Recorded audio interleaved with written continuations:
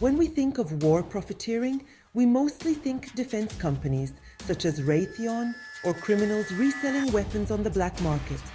But a favorite drink company? No way. The year is 1939. The world watches as Europe erupts into war. In the United States, a sense of unease settles in. Yet life goes on. Baseball games are played, families gather, and Coca-Cola remains a staple. The bubbly drink, with its iconic red and white logo, is more than just a beverage. It's an American symbol representing happiness and simpler times. However, the looming conflict presents Coca-Cola with a lucrative opportunity. And what corporation passes up such an opportunity? None. They often fuel the conflict to expand their business and influence. And so, as the United States prepares to enter the war, Coca-Cola sees a chance to expand its market. It can support its nation's war effort. Alternatively, it can protect its business interests abroad, even if it means engaging with the enemy. This decision will shape the company's future and spark decades of debate about corporate responsibility during wartime. When the United States officially enters World War II in 1941, Coca-Cola seizes the opportunity to make a bold promise.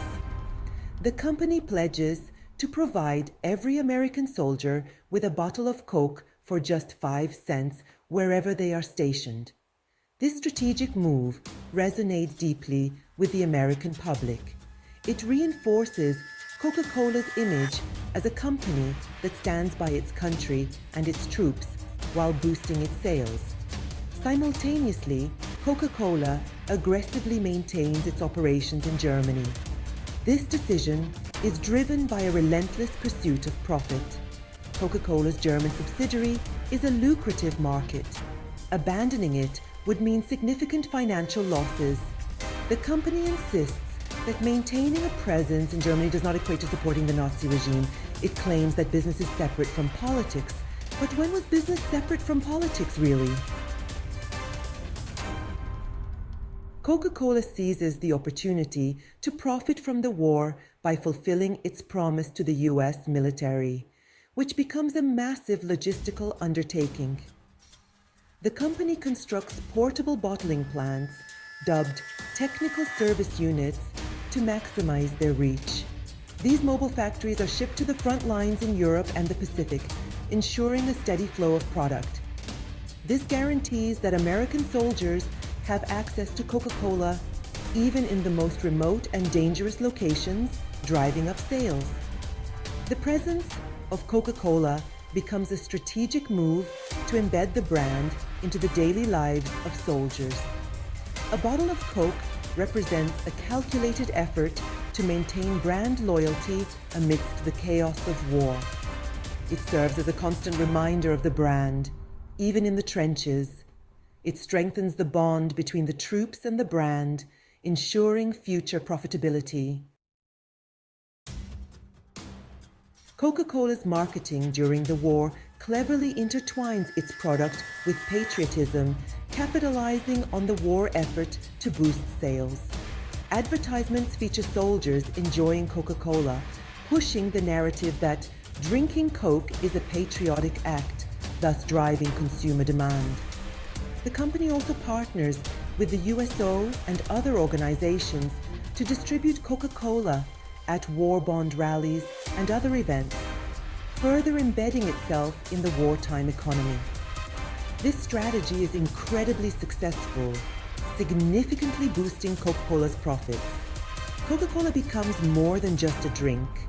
It transforms into a symbol of American resilience, cleverly marketed to enhance the company's image and sales. The company's wartime efforts solidify its place in the hearts of many Americans, forging a powerful emotional connection that extends beyond the product itself, all while ensuring substantial profits. While Coca-Cola publicly supports the American war effort, its operations in Germany reveal a different story. Trade restrictions during the war make it impossible to import Coca-Cola's secret syrup. Eager to maintain its profits, Coca-Cola's German subsidiary improvises. In 1940, a new drink is created to exploit the scarcity of wartime: Fanta. Made from available ingredients like leftover fruit pulp, whey, and artificial sweeteners, Fanta is a far cry from the familiar taste of Coca-Cola. However, it fills a void in the German market and quickly gains popularity, ensuring Coca-Cola's continued profitability. Fanta's success in Nazi Germany highlights Coca-Cola's eagerness to profit from the war. The company demonstrates its relentless drive to adapt and thrive, even in morally questionable circumstances. This raises disturbing questions about profiting from a regime responsible for horrific atrocities. Despite the ongoing war, Fanta flourishes in Germany. It becomes a wartime staple, offering a sweet respite from the hardships of conflict. The irony is not lost on observers. While Coca-Cola promotes itself as a symbol of American patriotism, its German subsidiary thrives under the patronage of the Nazi regime. This duality will come under intense scrutiny when the war ends. As the war ends in 1945, Coca-Cola faces a reckoning. The company's wartime activities, particularly its continued operations in Germany, draw heavy criticism. Critics argue that Coca-Cola eagerly prioritized profit over principle, choosing to do business with a regime complicit in genocide. Coca-Cola's actions suggest a willingness to exploit the war for financial gain, maintaining operations in Germany to preserve its market share and profits. The company claims that its German subsidiary operated independently, but this defense is widely criticized as insufficient. The ethical implications of Coca-Cola's eagerness to profit from an enemy power during wartime spark a debate that continues to this day. Historians remain divided on Coca-Cola's wartime record. Some acknowledge the company's efforts to support American troops, but question its true motives.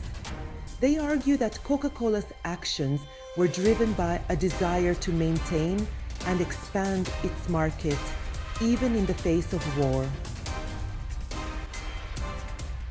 Despite the post-war controversy, Coca-Cola emerges from World War II with increased profits and influence.